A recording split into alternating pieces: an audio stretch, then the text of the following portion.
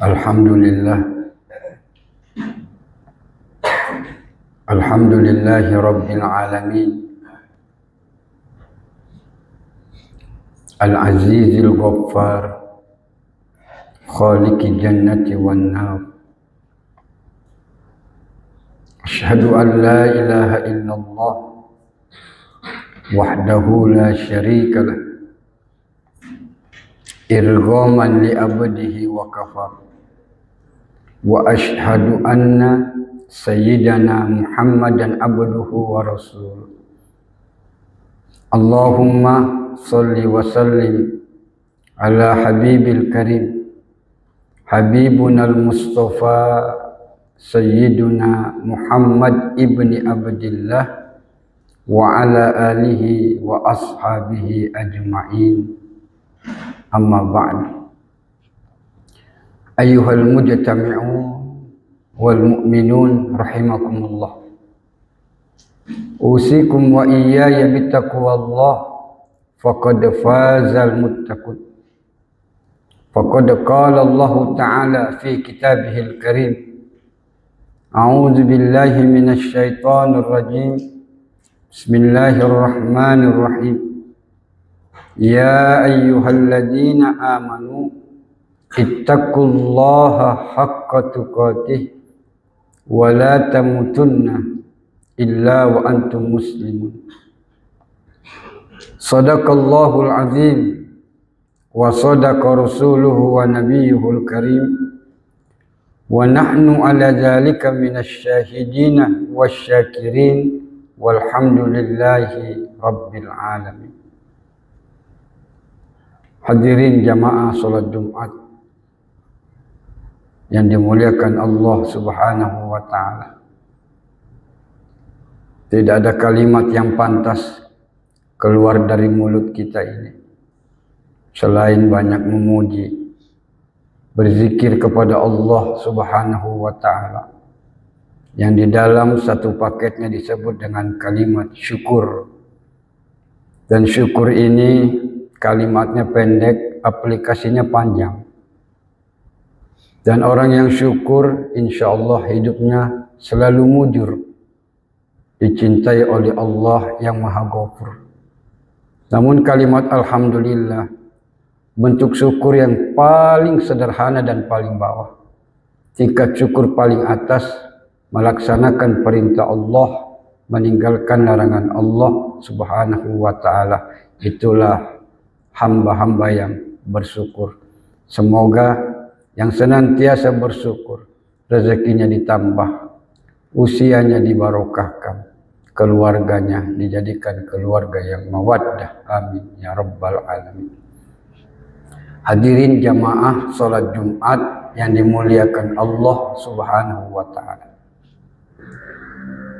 Ada satu kitab namanya Kitab Dardir. Kitab ini dikarang oleh, sesuai dengan nama kitabnya, Al-Imam Ad-Dardiri.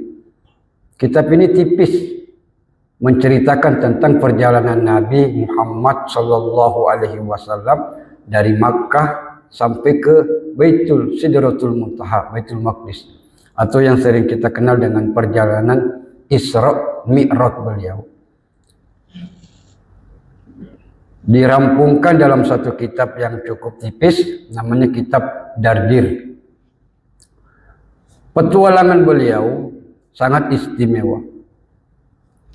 Di antara keistimewaannya, ada yang beliau cukup bahagia melihat dan membacanya. Karena memang petualangan beliau di dalam Isra Mi'raj sampai diperkenalkan oleh Allah, bahkan diperlihatkan bentuk surga termasuk penghuni-penghuninya. Dan ketika beliau masuk pintu surga, terdapat tulisan yang cukup besar. Tapi jangan dibayangkan seperti baliho, tidak. Tulisan tersebut terpampang di pintu surga dengan kalimat yang berbunyi, as-sadaqatu bi asyarati amsalihah wal qardu bi samaniyati asyara amsalihah. Begitulah tulisan yang terpampang di depan pintu surga. As-sadaqatu bi asyarati amsalihha. Sedekah punya nilai 10. Wal qardu, orang yang memberikan pinjaman, bisa mania asyarah, nilainya 18. Untung 8 poin daripada orang yang memberikan sedekah. Sambil menikmati, menelusuri keindahan surga, malaikat Jibril masih penasaran tuh kalimat tadi. Bertanyalah beliau kepada malaikat Jibril, maksud Nabi Muhammad bertanya kepada malaikat Jibril, "Ya Jibril, ma balul qardu afdalu minas sadaqah?" Kata Rasul, "Ma balu al-qardu afdalu minas sadaqah?" Jibril, apa sih yang menyebabkan memberikan pinjaman nilainya lebih besar daripada nilai sedekah? Padahal selama ini yang kita tahu nilai sedekah ini luar biasa. Mendekatkan diri kepada Allah, mendekatkan diri kepada manusia. Tapi di situ tertulis sedekah 10 pahala, wal qardu memberikan pinjaman 18 pahalanya. Berarti untung 8 poin orang yang memberikan pinjaman.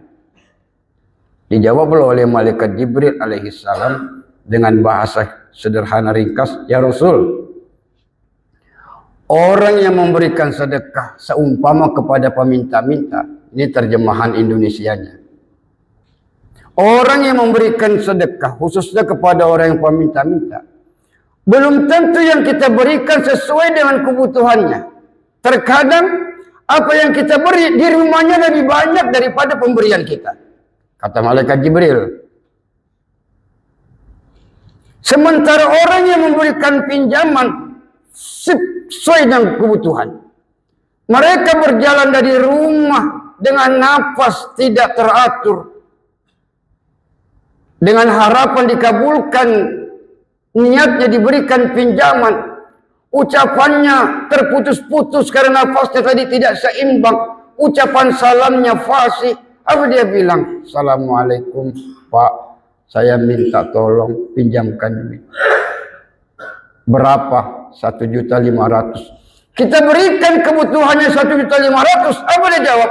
"Terima kasih Pak, nanti akan saya bayar dengan secepatnya." Maka pahala memberikan pinjaman disitulah titiknya lebih istimewa daripada memberikan pahala sedekah.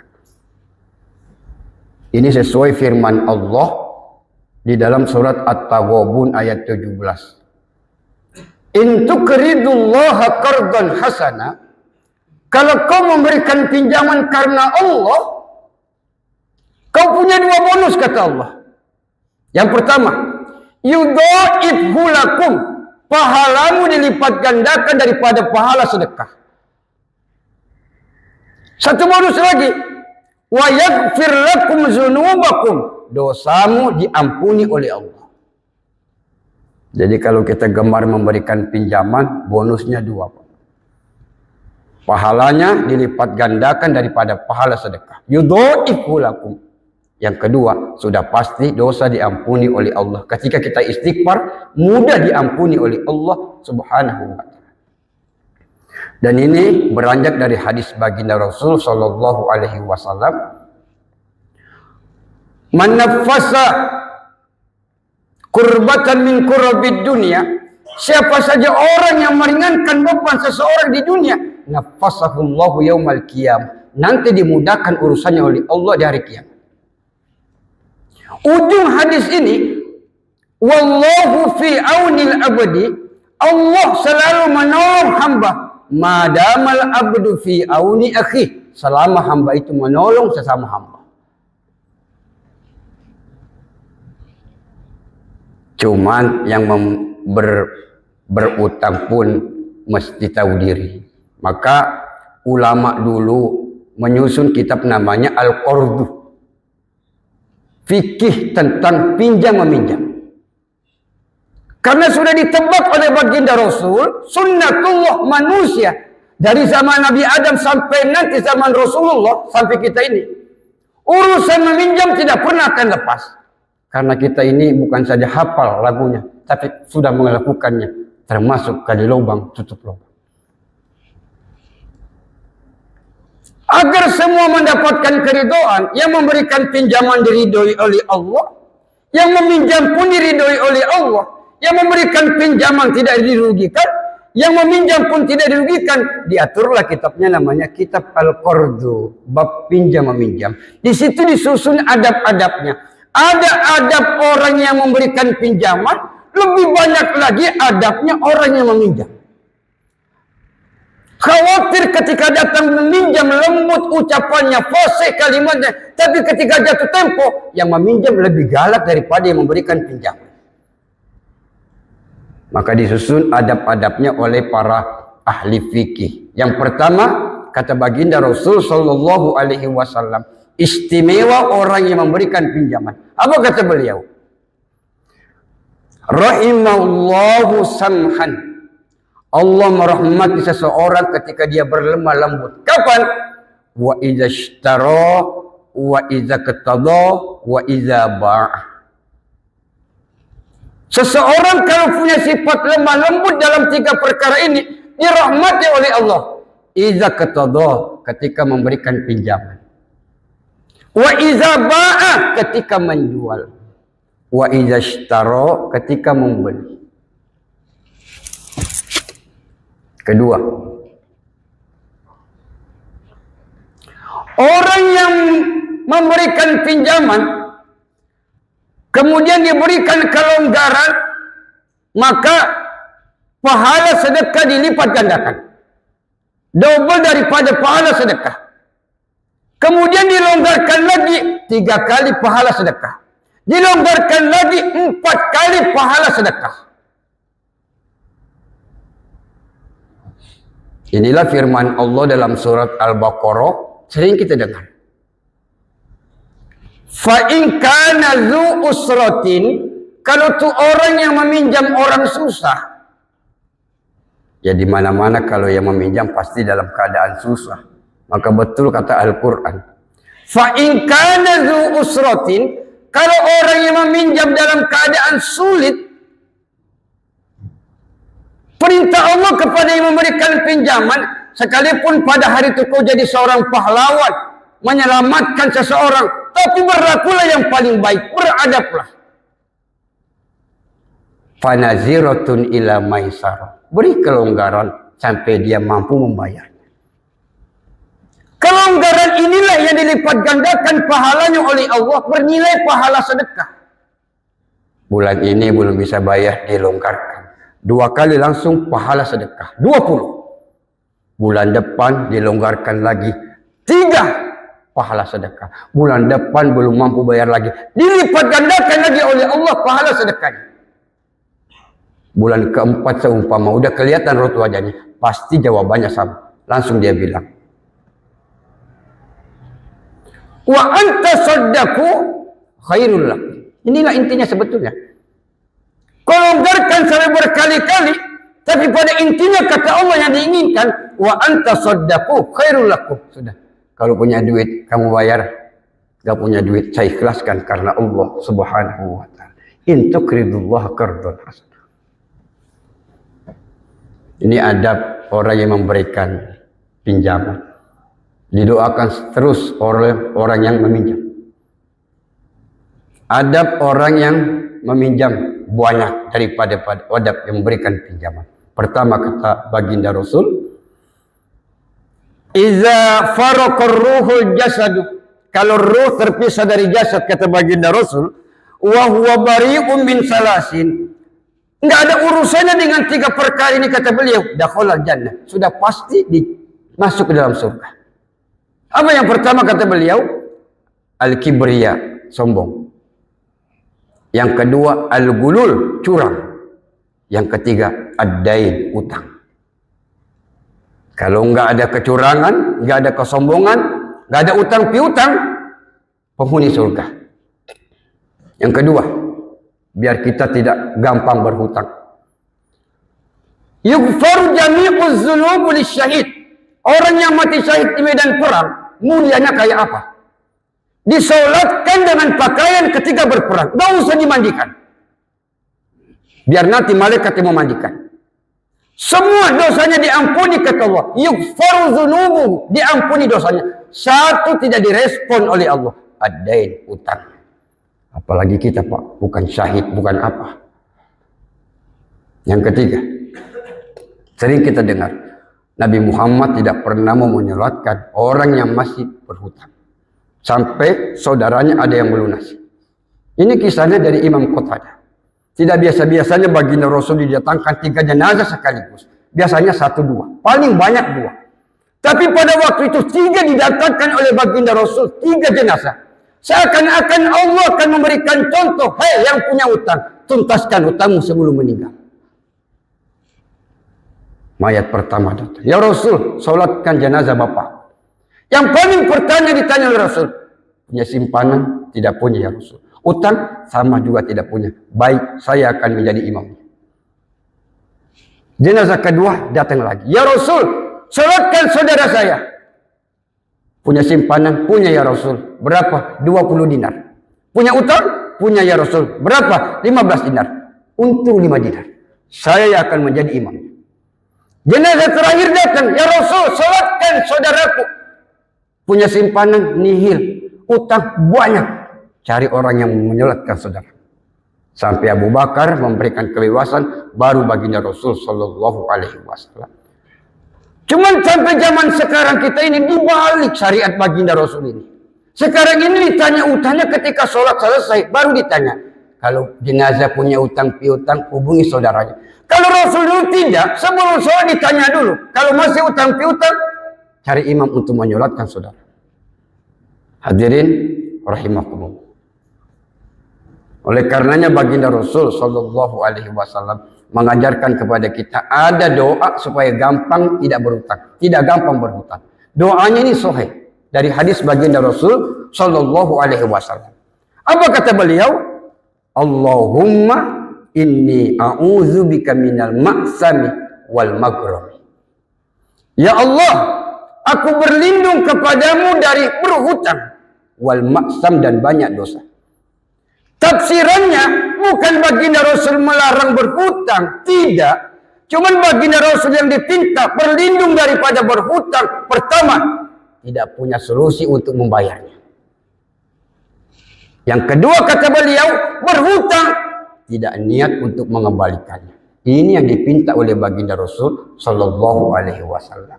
Tapi kalau niatnya bagus, monggo. Ini sudah menjadi sunnatullah untuk menerapkan kehidupan yang sehat dan jasmani. Amin ya rabbal alamin. Semoga pada hari ini kalau ada yang memberikan pinjaman diridhoi oleh Allah Subhanahu wa taala. Dan juga kalau hari ini ada yang berpinjam, berutang, insyaallah juga diridhoi oleh Allah Subhanahu wa taala. Amin ya rabbal alamin. Barakallahu li wa lakum fil Qur'anil Karim wa nafa'ani wa iyyakum bima fihi minal ayatil hakim. Wa taqabbal minni tilawatahu innahu huwas samiul alim. Allahumma shalli ala sayyidina Muhammad Allahumma wa ala ali sayyidina Muhammad. Allahumma salli wa sallim wa barik.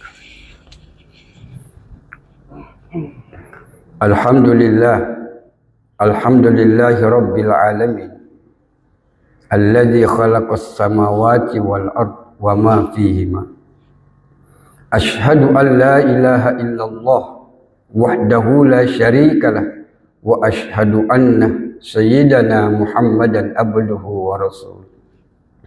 Allahumma salli wa sallim wa barik ala habibil karim habibul mustafa sayyiduna Muhammad ibni Abdillah wa ala alihi wa sahbihi ajma'in, amma ba'd. Ayyuhal mu'minun wal muslimun rahimakumullah, usikum wa iyaya bittaqwallah faqad fazal muttaqun. Faqala ta'ala ittaqullaha haqqa tuqatih wa la tamutunna illa wa antum muslimun.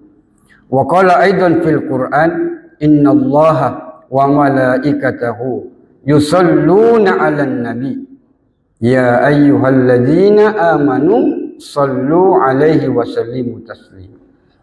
Faman kana yusalli 'alan nabi kulla salawatil khamsah sawfa yajidu syafa'atan nabi yaumal qiyamah al-katsirah.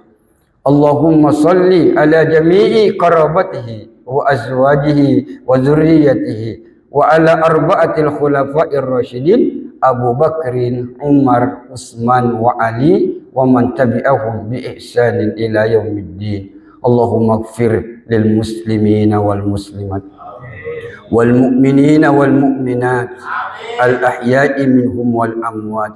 Innaka sami'un qaribun mujibud da'awat ya qadiyal hajat. Allahumma aslih ummata Muhammad, Allahumma aslih biladana ya Allah, khususan bilad Indonesia tajri fiha ahkamuka wa ahkamu rasulika ya Allah. Rabbi ja'alna muqimas shalah wa min dzurriyyatina rabbana wa taqabbal du'a. Rabbana atina fid dunya hasanah wa fil akhirati hasanah wa qina azabannar.